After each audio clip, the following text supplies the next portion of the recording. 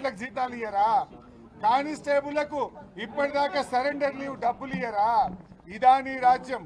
ఇవాళ మేము కోరేది ఒక్కటే, గాంధీ గారి మీద, అదేవిధంగా గాంధీతో పాటు మా కౌశిక్ రెడ్డి గారి ఇంటి మీద దాడి చేసిన గుండాలను 307 హత్యాయత్నం కేసు నమోదు చేసి అరెస్ట్ చేయాలని మేము డిమాండ్ చేస్తా ఉన్నాం. లేదంటే సిబిఐ విచారణ కోరుతాం. దీని మీద అవసరమైతే కోర్టుకు పోతాం, కేంద్ర హోంశాఖ దగ్గరికి వెళ్తాం. కానీ దీన్ని మాత్రం మేము వదిలిపెట్టాం. నిజాలు బయటకు రావాలి.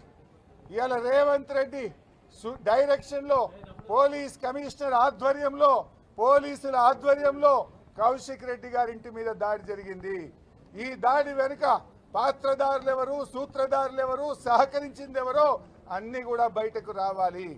ఒకవేళ మేము డీజీపీ గారిని డిమాండ్ చేస్తున్నాం, నిజంగా లా అండ్ ఆర్డర్ను కాపాడాలంటే మీరు ఆల్ ఇండియా సర్వీస్ అధికారులు అయితే సిపి సైబరాబాద్ డీజీపీ గారు తక్షణమే ఉన్నత స్థాయి విచారణకు ఆదేశించండి. ఈ దాడిని ఆపలేక దగ్గరుండి దాడి చేయించిన పోలీసులను, సిఐ గారిని, ఏసీపీ గారిని, అడిషనల్ డీసీపీ గారిని తక్షణమే సస్పెండ్ చేయాలని చెప్పి బీఆర్ఎస్ పార్టీ డిమాండ్ చేస్తూ ఉంది. మేము ఇప్పుడే కంప్లైంట్ కూడా ఇచ్చాం. 307 నమోదు చేయండి. ఎందుకంటే ఇట్ ఈస్ ఓపెన్ సీక్రెట్. పొద్దున్న నుంచి మీడియాలో వచ్చింది, వీడియోలో వచ్చింది.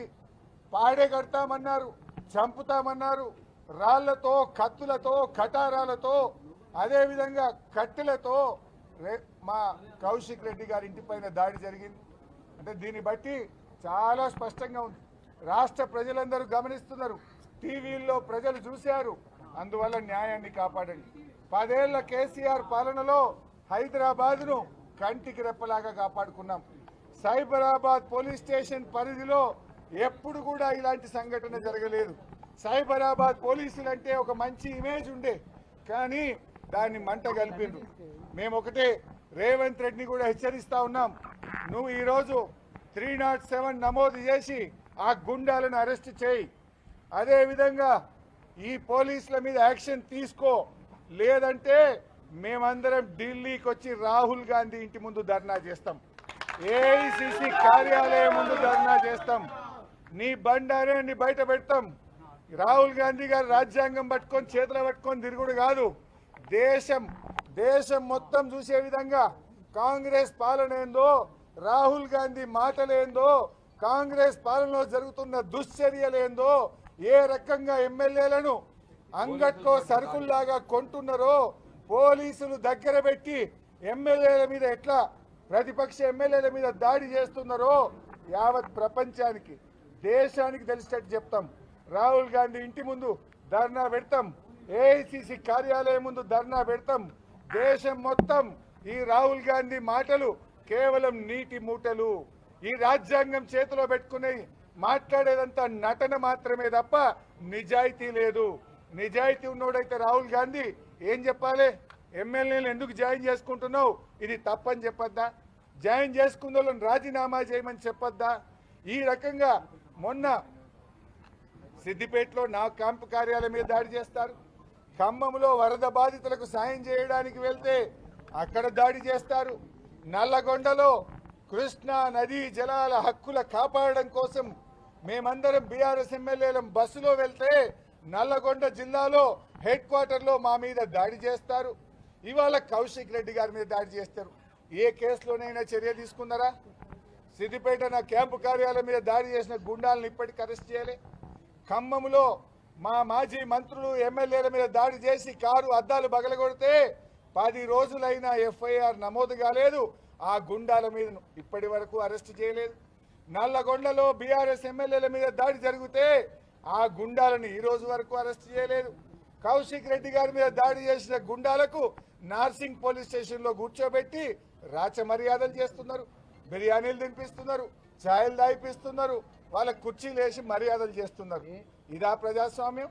ఇదా మీరు న్యాయం రాష్ట్రం నడిపే పద్ధతి? ఎందుకంటే మేము ఇలా ప్రతిదాడులు చేస్తలేమంటే మాకు ఈ హైదరాబాద్ మీద ప్రేమ ఉంది. పోరాడినాం, జైళ్ళల్లో పడి దెబ్బలు తిని తెలంగాణ తెచ్చిన వాళ్ళం. ఈ తెలంగాణ ఇమేజ్ దెబ్బతినద్దు, ఈ హైదరాబాద్ ఇమేజ్ దెబ్బతినద్దు, ఈ హైదరాబాద్ ప్రతిష్ట దెబ్బతినద్దు, తెలంగాణ పోలీసుల గౌరవం తగ్గద్దని మేము ఓపికపడతా ఉన్నాం. కానీ దీన్ని అసమర్థతగా అనుకోవద్దు. దయచేసి స్పందించండి. స్పందించేదాకా మేము ఇక్కడి నుంచి కదలం. రాత్రి అవుతుందా, 12 అవుతుందా, తెల్లారుతుందా, మేము ఇక్కడనే ఉంటాం. ఇవాళ ఆ గుండాలను అరెస్ట్ చేసి జైలుకు పంపేదాకా, వైఫల్యం చెందిన పోలీసులను సస్పెండ్ చేసేదాకా మేము ఇక్కడి నుంచి కదలం.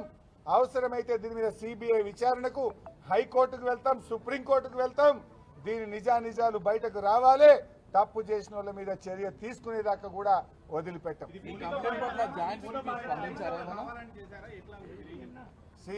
కమిషనర్ గారికి జ్వరం వచ్చింది లేదంటున్నారు.